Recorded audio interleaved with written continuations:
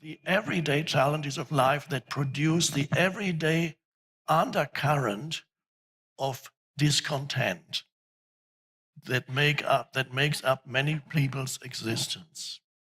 And this is an amazing fact that there is an undercurrent of discontent in, I would say, most people's lives. Yeah, the underlying discontent. Well, that comes from capitalism. That's the system that we live. Most people, in fact, there's a study, 70% of Americans are disconnected at the workplace. That's because they're slaves to corporations that make them do things that they don't want to do, like get up and go to work Monday through Friday and report to some stupid job with some stupid boss who's telling you to do stupid things. Now, Eckhart Tolle is not a part of that. In fact, he's a capitalist. He's taken Eastern ideas and philosophies, repackaged them, and he's selling you those packages. If you take a look at his website for $19.95, you can sign up and he will show you all his teaching videos and perhaps some private seminars. You know what? It's really this simple. If you're connected to your soul, if you're connected to your light source, if you're a teacher, that inner voice is telling you it's a requirement to give your lessons for free. You shouldn't be charging people for your spiritual advice. In fact, if Jesus was on the planet right now, the best teacher of light principles that has ever existed, do you think he would be making DVDs and writing books? No, he'd probably be out on the street preaching like he did the old-fashioned way of talking to the people and doing it for free. You can stop paying for spiritual advice. There is no reason to idolize these people. The proper information is out there for free. People like Peter Joseph of the ZyQuest movement, all his knowledge that he is passing out is for free, and it's more accurate than these spiritualists. Jacques Fresco of the Venus Project, listen to his lessons on human behavior and the environment and what a resource-based economy can accomplish. There's no reason to pay for spiritual advice that is actually not helping matters on a world platform.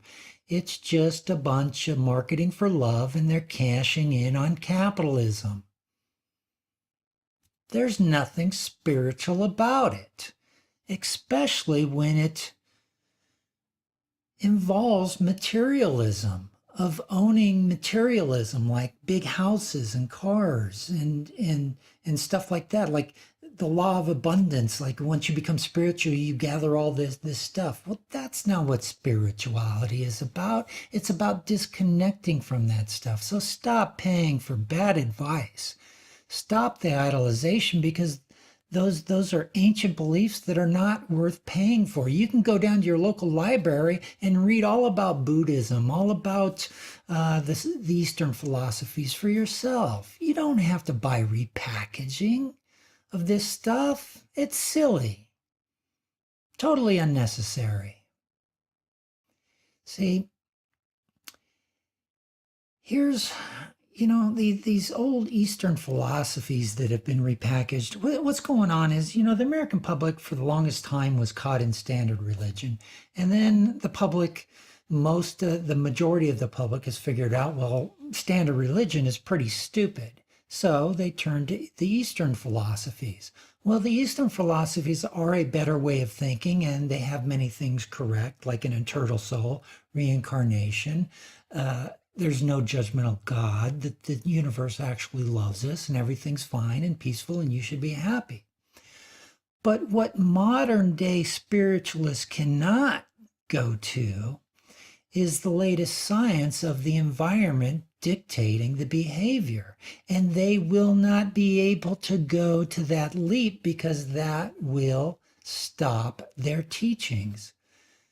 You can't tell somebody that the environment is dictating their behavior and then write a book or a DVD and say, here's my lesson, you need to improve your consciousness. See, if we move to a resource-based economy where technology and science and automation are providing our needs and we don't have these stupid, silly jobs and we're not doing all this stupid stuff for money because money no longer exists, so our consciousness improves from our environment, all this stuff of Deepak Chopra, like totally Super Soul Sunday, all this wealth that has been made off the spiritual movement disappears. It's no longer real. You don't need it. You don't need those lessons when the environment is transferring love and compassion in between each other, between the humans. It's where our systems don't block a transfer of love to human. Right now, the systems we live block our transfer of compassion. And that's why we have this underlying current of discontent. It comes from capitalism. Those teachers who have made millions of dollars on books cannot go to that higher step in logic, and they cannot, they will not tell you about a resource-based economy. They probably know about it, but they're not going there. Well, I'm telling you the truth. I'll tell you the truth about a lot of topics because we have to get to a resource-based economy. One, for our mental happiness and stability so we can leave this insanity. Two, we have to do it to save Earth now with the CO2 level increasing. I mean, the year 2100 and 650 parts per million, 700 parts per million of CO2 in the air, that's unsustainable for human life. So there's so many reasons we have to change the systems of civilization. If you're a spiritualist and you're tapping into your soul and your light source, I guarantee you that light source is screaming a resource-based economy because it's a system of sharing. It's a system of love. It's a system of compassion. It's a system where the environment actually produces those things to where we don't have to teach love or consciousness or raise consciousness. The way we live is the raise of consciousness. So I just find it funny. So what we really need to do is we need to start a new political party to push this agenda, because capitalism, you're not going to find people in capitalism who have a lot of money supporting a system of no money. I mean, it's like contradictory. It's not going to happen. So let's form a new political party, us, the average person, the average Joe. Let's get our voice heard of the logical thing to do for civilization. And end the stupid stuff, the insane stuff, the competition over money. Then we can finally take care of our homeless, huh? See? How our systems stop compassion. Our systems are producing homeless people. It's completely stopping compassion from human to human.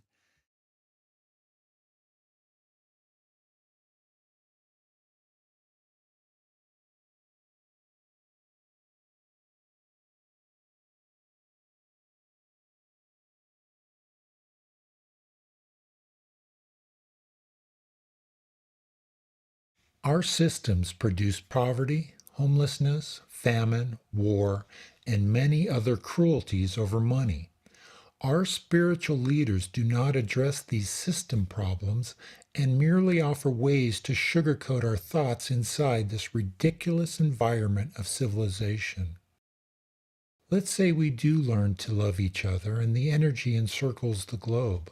What then? What is the next step? What would we do? Well, love would want to feed the world so that no child dies of famine. So how would we do that? What would be the best way to feed 7.5 billion people and our future growth?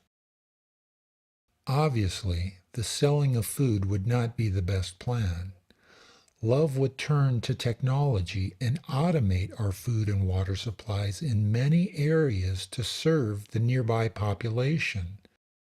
That is love in action rather than sitting as words in a book, as a theory, or as a blessed thought system that I am enlightened. Looking inward to find yourself only helps you. Once you have found yourself and no longer believe in a judgmental God, you are ready to transfer that lesson. The next step is to look outward with a willingness to help all.